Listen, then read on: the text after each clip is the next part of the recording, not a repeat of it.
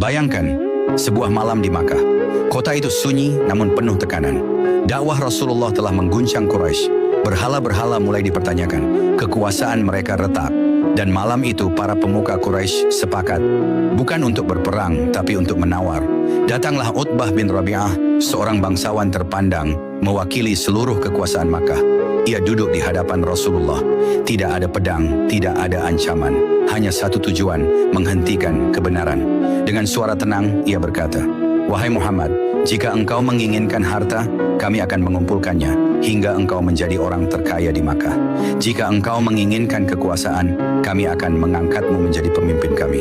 Jika engkau menginginkan wanita, kami akan memilihkan yang terbaik untukmu." Bayangkan tawaran itu, harta tanpa batas, kekuasaan tanpa perlawanan, kemuliaan dunia tanpa perjuangan. Satu syaratnya hanya satu, tinggalkan dakwahmu. Rasulullah mendengarkan, tidak memotong, tidak mengejek, tidak marah. Wajah beliau tetap tenang, hingga Utbah selesai berbicara. Lalu Rasulullah berkata pelan, "Apakah engkau sudah selesai, wahai Abul Walid?"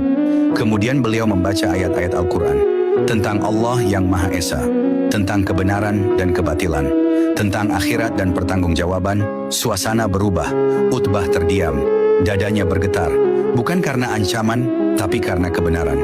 Dan di saat itulah Rasulullah mengucapkan kalimat yang seharusnya mengguncang hati manusia sampai hari ini.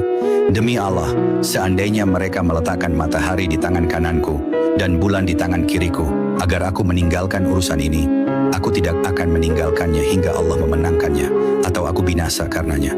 Itulah pilihan Rasulullah. Bukan kekuasaan, bukan harta, bukan tahta, tapi kebenaran. Beliau bisa saja menjadi Raja Makkah tanpa perang, tanpa hijrah, tanpa luka. Namun beliau memilih jalan yang berat, karena kebenaran tidak pernah lahir dari kompromi kebatilan. Hari ini banyak manusia menjual prinsip demi jabatan, menukar nilai demi kenyamanan, menggadaikan kebenaran demi diterima. Rasulullah mengajarkan kita satu hal, kebenaran mungkin membuatmu sendirian, tapi ia tidak pernah membuatmu hina di sisi Allah.